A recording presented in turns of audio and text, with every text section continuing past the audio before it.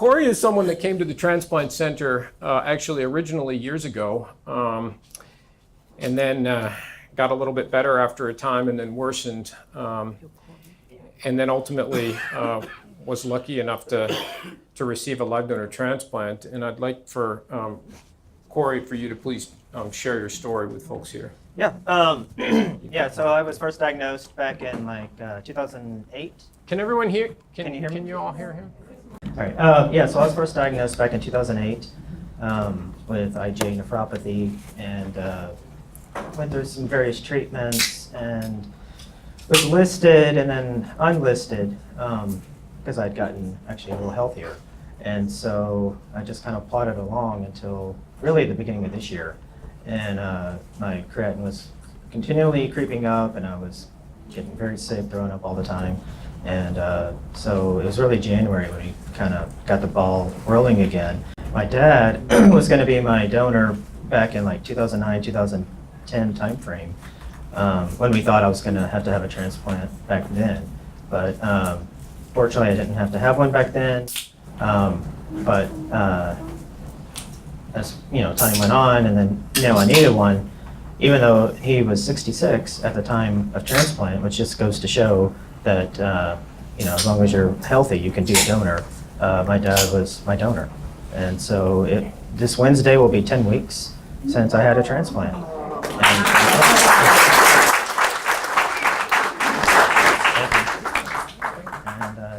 I feel great. I feel so much better. I was fortunate that I never had to actually start dialysis. I had just kind of skated at that level for a while. I was going to do peritoneal dialysis. I had been scanned to do the catheter and everything, and then we weren't sure if Dad would still be a good match at his age, but he's healthy as a horse, so he was good to go, and took a couple months to work through it. Like I said, it was about 10 weeks ago, and I feel so much better. I did struggle a lot with taking a kidney from my dad, thinking about the family in general with my mother and my 2 siblings. But to him, it was a no-brainer, like I think it would be to me for my 5-year-old son. So this gift that he gave me has helped me to be able to spend more time with my son and be more proactive and active in general. So I'm still got a little bit of recovery to go. I'm feeling great, and but still doing the weekly blood work and all that, taking my medicine. But I would say to anybody, just you really need to take charge of your own health. You need to learn what the tests mean, learn what the medicines mean, and really take charge of that. Take notes when you're meeting with the doctors. It's really, you need to be on top of it. So, or with your caregiver, which my wife is here, and she was very instrumental in really keeping me on track and where I need to be. So yeah. So you received your transplant just 2 months ago. Yeah. Wednesday will be 10 weeks. June That's 14th. Spectacular. June 14th. Yeah, June Spectacular. 14th. And he went home the next day. So Joe, talk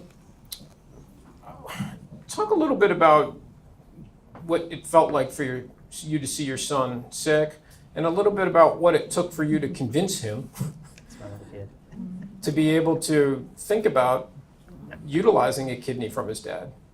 So I will tell you, as Corey mentioned quickly, back 2008, it was a shock to us first that he actually even had the kidney disease, and we had to learn about it. I still don't know a lot about it. I depend on my wife to be the medical person and all the information piece. But I knew back then I was going to be his donor if possible.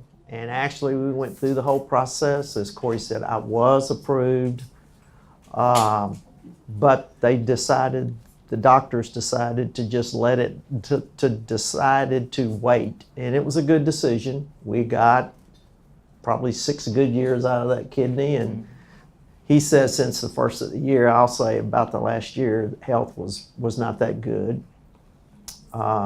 We went through this process. I was concerned I wasn't going to be a donor this time because of my age, because I did turn 66. Of course, I will say going through the process with all the doctors, the best comment I got was, your medical condition is boring. Which I took that as a compliment because I really had never been in a hospital. And so I was happy for that. As far as Corey was resistant when it looked like it was coming down to the wire to take that kidney. He really was. And I will just tell you, I told him he's my son and he doesn't have a choice in it. If I'm a match, you're taking my kidney. And I will say, he did at some point, he was on the list again, he did get a call to come down for a deceased, there was a deceased patient or a kidney. And he passed, and it was a Saturday night, I'm almost positive, I remember. About 9:30, he knocked on our door and said he'd gotten a call, and it was a shock to us. But when he closed the door, I looked at Linda and I said, that's my wife, I said, I guess he's agreed to take my kidney. And so it's been a good process. I was in the hospital 30 hours. I probably could have been in the hospital 27 hours, but I wouldn't leave till they got him over out of ICU into a room so I could see him. And so once I knew he was in a room, I walked down to see him. I'm hurting a little. He's, hey, how you doing? Somebody's doing better than I am right now, and I'm happy, but I'll go home and take some more pills. I would say you should see our before and after photos. Before the surgery, he looked great. I didn't. Afterwards, I looked great. He did. And I will tell a donor that if you do go through this process, there's one thing you want, and it's a pillow. It's a pillow to hold right here. I still have my pillow. But it's not a hard surgery. It really wasn't. It was done and over with before I ever knew it. I have my battle scar, as I call it. It's about this long. And it's the best scar I've ever had because he has a kidney. And for me personally, nobody else in our family was attested, and it was done that way on purpose. So I wanted to be that one to give him that life further on where maybe siblings or other ones later in life when I'm not here can handle and continue his life on.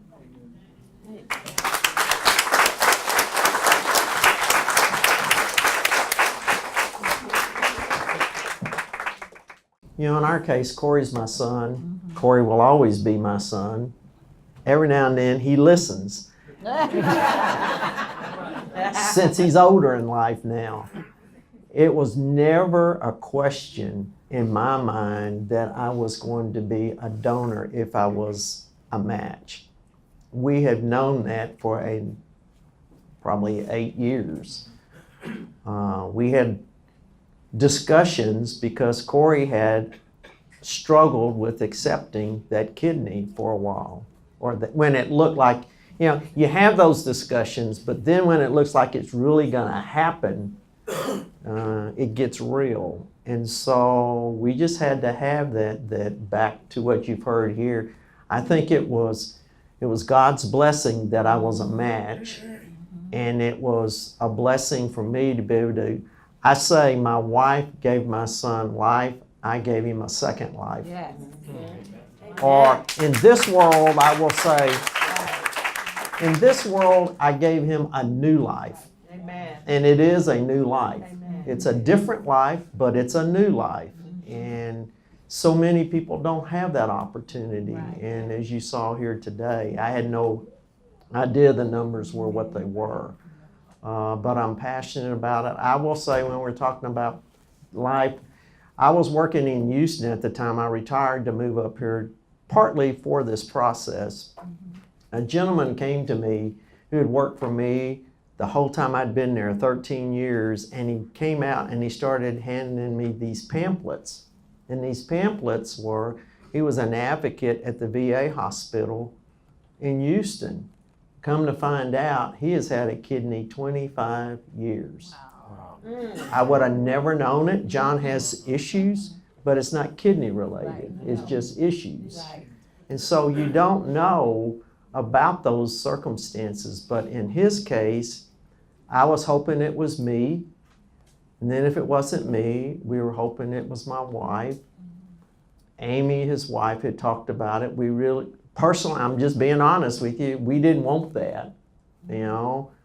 He's got 2 siblings, and so it's continuing that life on for him.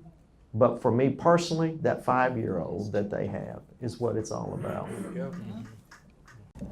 Really, there's not that many limitations. There's a few dietary restrictions you need to keep an eye on. Of course, I live in New Braunfels, so I'm not supposed to get in rivers or lakes or anything like that, so there's no tubing. So tell him what you can't eat. Go ahead, tell him. I can't eat sushi, apparently. No raw food, but it's really not that big of an adjustment. And as far as him, I mean, he was working in the yard at the house a week 2 later. I don't know. I'd just say for me, and they told me I would be tired. They didn't lie. It took a while to get strength back, and then personally I got bored.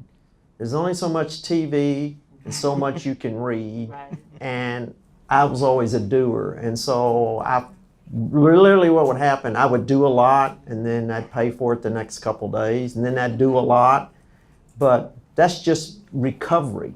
They told me exactly what my recovery is going to be, and I like to say they didn't lie. They told me exactly what I was going to go through. There's nothing I can't do.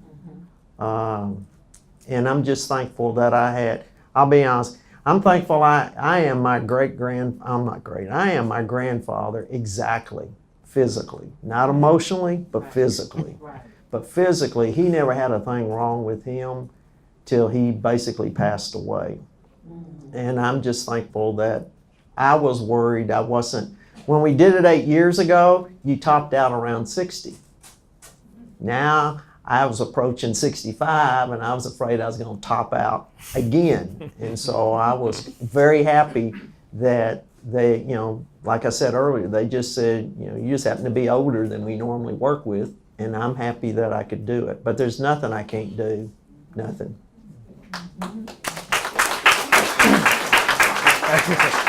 I would just, one thing, you know, there's some weight restrictions, and to me personally, getting past the 8-week mark where I could pick up my 5-year-old son and give him a hug, that was a big thing to me.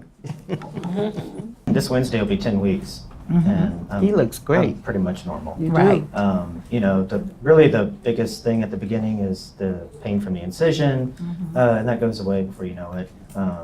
And then just getting used to taking your medicine every morning, every night. We have alarms on our iPhones and everything, so we don't forget.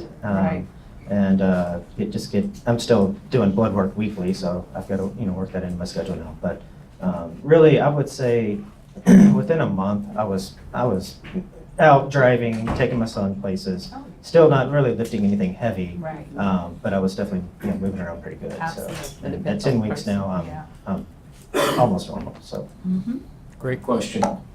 And the other piece I'll add to it is you will never have a physical like what you go through for this program. That's right. To be a donor. Yeah. They probe and pick and look at everything known that you have. And a friend of mine gave his sister a kidney 3 years ago in Houston, and part of his spiel is what you have to go through afterwards. So it's not only the joy that you've given a kidney, you know you're in pretty good health. In my words, you're in damn good health.